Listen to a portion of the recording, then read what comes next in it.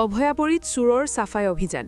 এইবাৰ চোৰে অভিযান চলালে অভয়াপুৰী বজাৰস্থিত এম বাজাৰ নামৰ এক ব্যৱসায়ী প্ৰতিষ্ঠানত। নিশা চোৰে উক্ত প্ৰতিষ্ঠানটোৰ পিছপিনৰ লুৰ ছাটাৰ ভাঙি লুটি নিলে প্ৰায় ৩,৫০,০০০ নগদ ধন। বিগত কিছুদিন পূৰ্বে চোৰে মাণ্ডিয়াস্থিত এম বাজাৰ আৰু হাটছিঙিমাৰীস্থিত এম বাজাৰ ব্যৱসায়িক প্ৰতিষ্ঠানত চুৰি কাৰ্য সংঘটিত কৰিছিল। ঘটনাটোৱে অঞ্চলটোত চাঞ্চল্যৰ সৃষ্টি কৰিছে।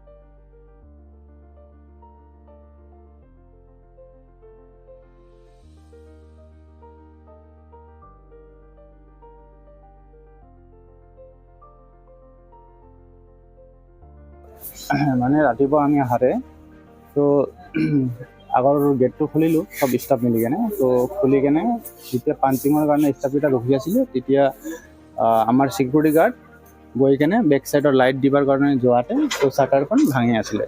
এইটো ভাঙাৰ লগে লগে আমি এইটো টাচ কৰা নাই, টাচ কৰাৰ আগতে আমি আৰক্ষীক জনালোঁ। তো এতিয়া আৰক্ষীয়ে যি কৰিব আৰক্ষীয়ে কৰিব। টকা একজেক্ট এতিয়ালৈকে হিচাপ হোৱা নাই, সামথিং 3.5 লাখৰ ওপৰত হ'ব। আৰু এটা কথা জানিব পৰা গৈছে যে যিখিনি চুৰ হৈছে প্ৰায় আপোনালোকে জনালে প্ৰায় এম বাজাৰ টাৰ্গেট কৰা হৈছে বিভিন্ন স্থানত। এম বাজাৰ এতিয়ালৈকে এইটোৱে গম পোৱা হৈছে। ক'ত হৈছে এম বাজাৰ? এম বাজাৰত এতিয়ালৈকে আপোনাৰ মাণ্ডিয়া আছিল ন, মাণ্ডিয়া আৰু আপোনাৰ হাতচিকিমাৰী। কেমেৰাটো ইমান একজেক্ট ক্লিয়াৰকে দেখা পোৱা যোৱা নাই। বেক চাইডৰ পৰা আপোনাৰ ফায়াৰ এক্সিষ্টৰ পৰা ভাঙি কেনে দুটা শ্বাটাৰ আছিলে, দুটা শ্বাটাৰ আছিলে, তো এটাৰ তালা ভাঙিছে আৰু নেক্সটটো পুৰা লকটোৱে ভাঙি গৈছে। বেলেগ বস্তু এতিয়ালৈকেতো তদন্ত পোৱা নাই, কিন্তু এতিয়ালৈকে কেছে দেখা পোৱা যায়। নাইট চিকিউৰিটি আছিলে, নাইট চিকিউৰিটি হাকাৰ হয়তো বাকী একো কৰা নাই, বাকী এতিয়ালৈকে গম পোৱা নাই।